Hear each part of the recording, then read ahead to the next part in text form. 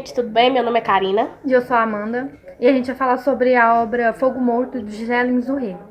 Fogo Morto, de 1943, foi o 10º e é a obra-prima de José Lins do Rego. Romance de feição realista, revela o processo de mudanças sociais passadas no Nordeste brasileiro desde o Segundo Reinado até as primeiras décadas do século XX. Na verdade, apesar de sua estrutura literária sólida, Fogo Morto é um documento sociológico que retrata o Nordeste e a oligarquia composta pelos engenhos, ameaçado com a chegada do capital proveniente da industrialização.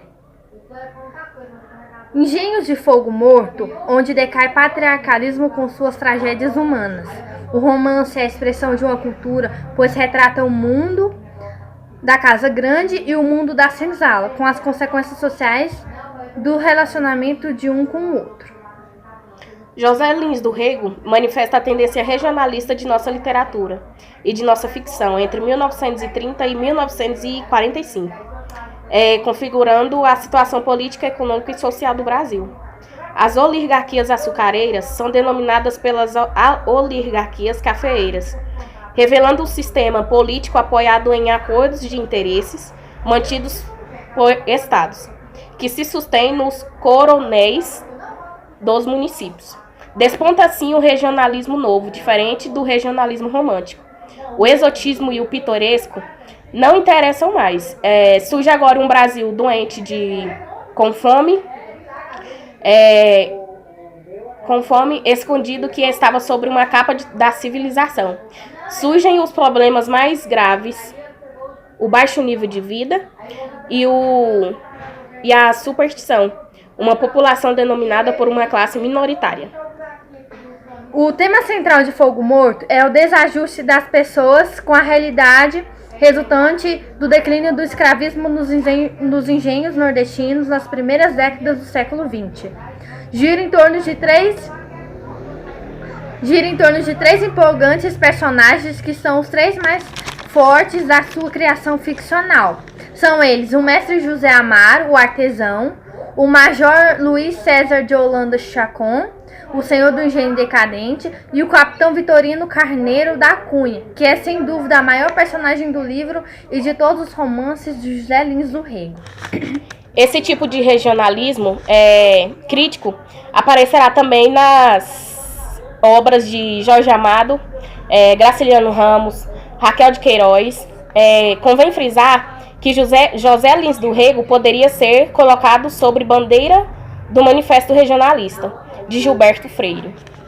Quando Mário de Andrade, em Macunaíma, propôs usar uma linguagem comum a todas as regiões do Brasil, ele estava consciente de estar realizando um experimento e de não estar criando uma linguagem. Mário apenas mostrou que poderia e deveria ser a experiência coletiva de um povo.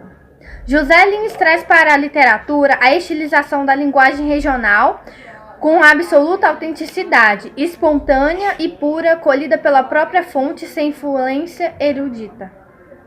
Quando José Lins do Rego publicou O Fogo Morto, já não se discutia mais a necessidade de renovar a linguagem literária brasileira na ficção.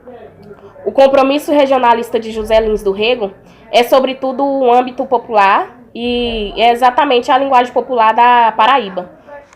Isoladas de influências externas, conservada em sua autenticidade regional que o escritor utiliza, e a linguagem dos poetas brasileiros distribuída agora com um ritmo narrativo mais tradicional.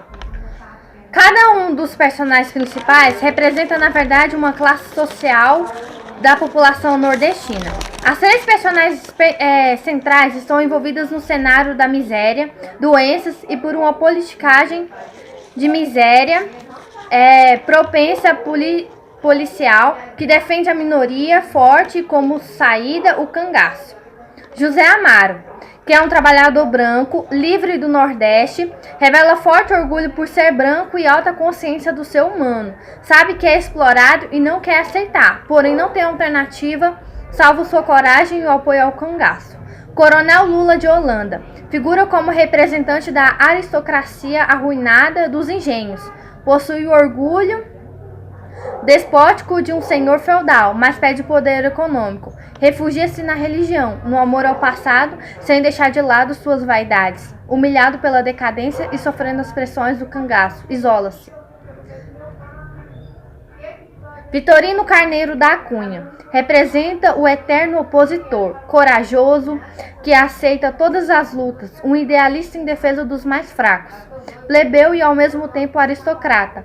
Pelo parentesco com o coronel José Paulino, outorga-se o título de capitão. Narrada em terceira pessoa, a obra é dividida em 3 partes que se ligam e se completam. O mestre José Amaro, o engenheiro seu Lula e o capitão Vitorino. Convém destacar o caráter lírico da composição, já que o autor entrelaça as ações das personagens em todas as partes, revelando a decadência do engenho, Santa Fé e das famílias que lá moravam. 3 novelas interligadas, com a história purgante de 3 personagens trágicas. É um romance recheado de tristeza. A presença patética do romance é a do Vitorino Carneiro da Cunha, o Papa Rabo. Figura poderosa e inesquecível. É um romance cheio de loucura, inesquecível. Que é uma obsessão de José Lins, como que é da morte e do sexo. Em Fogo Morto, a análise e sexo se fundem. A obsessão angustiante do sexo é vivenciada pela análise da alma humana. Sexo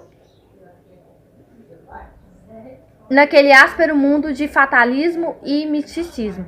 O autor nos envolve com um estilo lírico. As 3 personagens entrecruzam-se no espaço e no tempo narrativo. É uma narrativa multifacetada com pluralidade de visões. É o imenso painel da sociedade rural do Nordeste na transição da economia mercantil para a economia pré-capitalista. O mestre José Amaro. Artesã que lida com o couro, mora nas terras do engenho, Santa Fé. Pertencente ao coronel Lula de Holanda, Chacon. O fantasma da decadência econômica mais sugerida que descrita. Ronda o seu trabalho. José Amaro é um homem amargurado e sofrido, que rebela-se contra a prepotência dos senhores de engenho.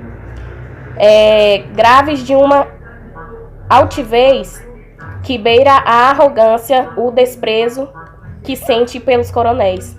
Leva-o a engajar-se como um informante do bando de cangaceiros, chefiado por Antônio Silvino.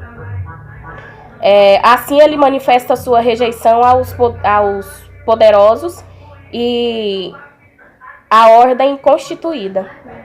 Contudo, José Amaro tem o coração moldado pelos valores patriarcais, denominantes por isso, maltrata sua esposa Sinhá e, sobretudo, sua filha Marta, que com 30 anos continuou solteira. Começava a ter agudas convulsões nervosas. E, em um dos momentos mais dramáticos de todo o romance, José Amaro espanca longa e violentamente a filha. E em meio a uma dessas convulsões, a partir de então, Marta vive